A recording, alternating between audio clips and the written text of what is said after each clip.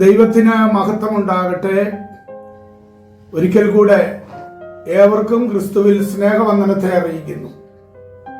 ഇന്നു മുതൽ ഇസ്രായേൽ രാഷ്ട്രവും ഭരണാധികാരികളും എന്നതിനെ കുറിച്ച് ചില കാര്യങ്ങൾ ചിന്തിപ്പാൻ കർത്താവിൽ ശരണപ്പെടുകയാണ്. സംയുക്ത ഇസ്രായേലില് 3 രാജാക്കന്മാർ ഏകദേശം 40 വർഷം വീതം അവര് ഭരണം നടത്തിയിട്ടുള്ളതായിട്ട് നമുക്ക് കാണുവാനായിട്ട് കഴിയുന്നുണ്ട്.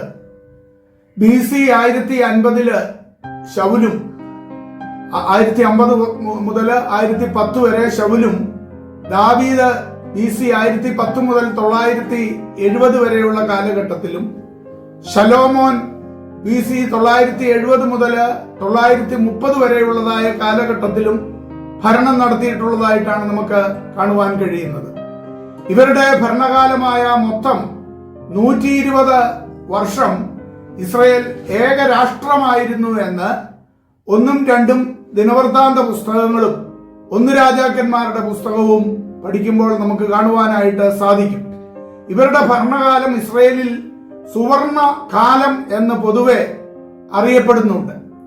ശലോമോന്റെ കാലശേഷം BC 930 വടക്കേ രാജ്യമെന്നും തെക്കേ രാജ്യമെന്നും രണ്ടായി അത് വിഭജിക്കപ്പെടുവാനായിട്ട് ഇടയായി തീർന്നു.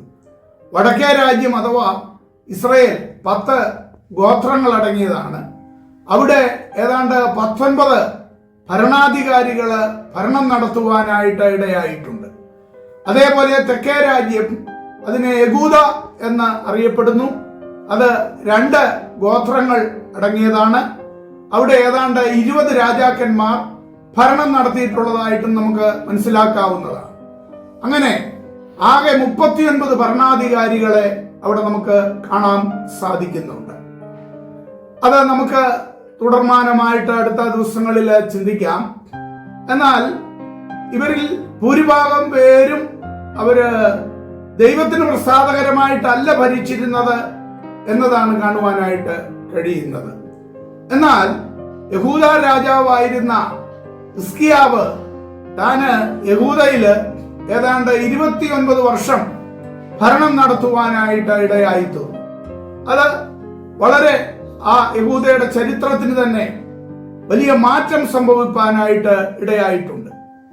ലേവ്യരെയും പുരോഹിതന്മാരെയും താന് ക്ഷണിച്ചു വരുത്തി യഹോവയുടെ ആലയത്തിന്റെ അടഞ്ഞുകിടന്നതായ വാതില് തുറന്നു. എന്നിട്ട് അറ്റകുറ്റം തീർത്തു, അതിനെ വിശുദ്ധീകരിച്ചു.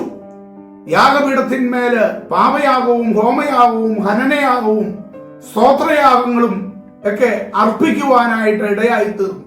ദീർഘകാലം മുടങ്ങിക്കിടന്നിരുന്നതായ പെസഹ ആചരിക്കപ്പെടുവാനായിട്ട് ഇടയായി തീർന്നു. അങ്ങനെ തന്റെ കാലത്ത് ഒരു വലിയ നവോത്ഥാനം അവിടെ ഉണ്ടായതാണ് മനസ്സിലാക്കുവാൻ സാധിക്കുന്നത്. എന്നാൽ പിന്നത്തേതിൽ ഇതെല്ലാം കണ്ട് മനസ്സിലാക്കിയ, തന്റെ കൊട്ടാരത്തിലെ കാര്യങ്ങളുമൊക്കെ മനസ്സിലാക്കിയ അശൂർ രാജാവായ സൻഹെരീബ് ഹിസ്കിയാവിനെ ആക്രമിക്കുവാനായിട്ട് ഇടയായിത്തു. ഏതാണ്ട് 300 താലന്ത് വെള്ളിയും 30 താലന്ത് സ്വർണവും താന് പിഴ കൽപ്പിച്ചതായിട്ടാണ് നമുക്ക് കാണുവാനായിട്ട് കഴിയുന്നത്. അത് 2 രാജാക്കന്മാരുടെ പുസ്തകം 18-ാം അധ്യായത്തിന്റെ 14 തൊട്ട് 16 വരെയുള്ളതായ വേദഭാഗങ്ങൾ വായിക്കുമ്പോൾ നമുക്ക് മനസ്സിലാക്കാവുന്നതാണ്.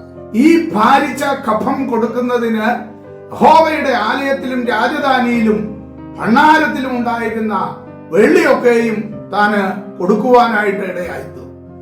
അതുകൊണ്ടും തികയാതെ വന്നപ്പോൾ ദൈവാലയത്തിന്റെ വാതിലുകളിലും കട്ടളകളിലും ഒക്കെ പൊതിഞ്ഞിരുന്നതായ പൊന്നും പറിച്ചെടുത്ത് കൊടുക്കുവാനായിട്ട് ഇടയായിത്തു.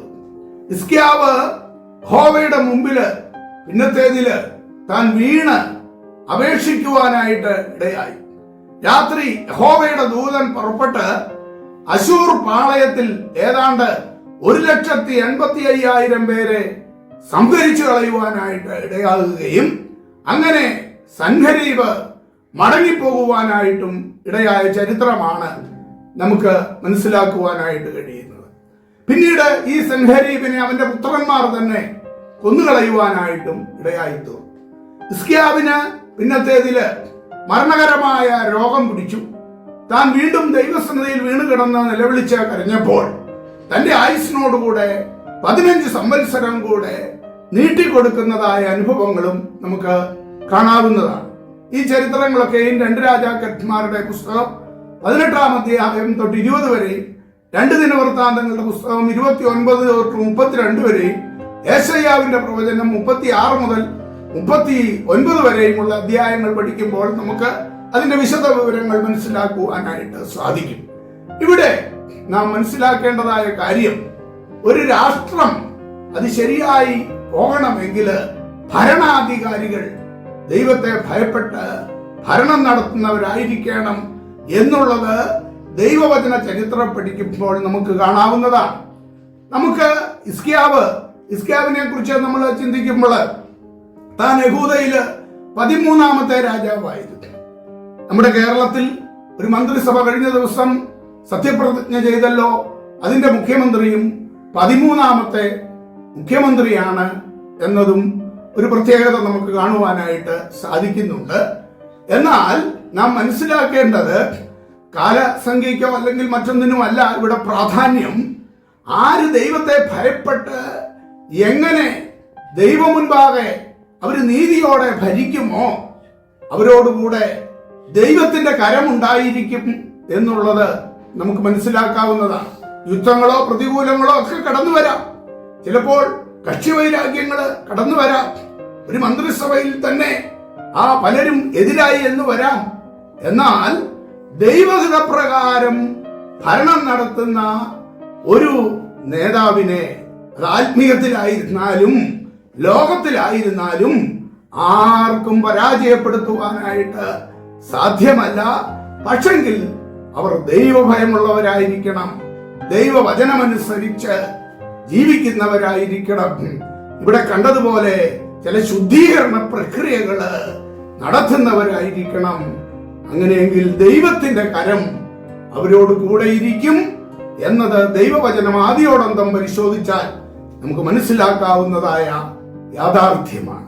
ഇവിടെ നേരത്തെ ഓർമ്മപ്പെടുത്തിയതുപോലെ ഇസ്രയേലിലും യഹൂദയിലുമായി ഏതാണ്ട് 39 രാജാക്കന്മാർ ഭരണം നടത്തിയെങ്കിലും അവരിലേറിയ പങ്കും കൊള്ളരുതാത്തവരും ദുഷ്ടന്മാരും അന്യദൈവങ്ങളെ ആരാധിക്കുന്നവരുമായിരുന്നു. ചുരുക്കം ചിലർ മാത്രം 2 രാഷ്ട്രങ്ങളിലും ദൈവത്തെ ഭയപ്പെട്ട് ഭരണം നടത്തുവാനായിട്ട് ഇടയായിട്ടുണ്ട്. തുടർമാനമായ അടുത്ത ദിവസങ്ങളിൽ നമുക്ക് ആ ചരിത്രങ്ങൾ അല്പമായി പ്രാർത്ഥനയോടെ ചിന്തിക്കാം. ഏവരെയും ദൈവം അനുഗ്രഹിക്കുമാറാകട്ടെ.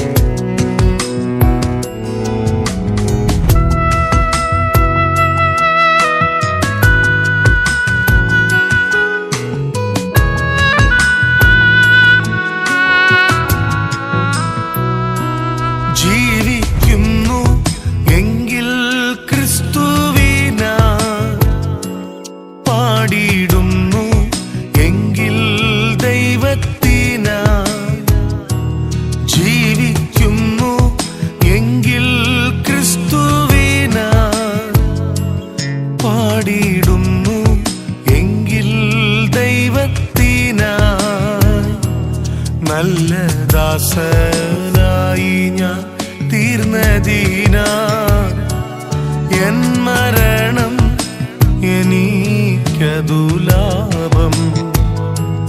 നല്ല ദാസനായി ഞാൻ തീർന്നതിനാൽ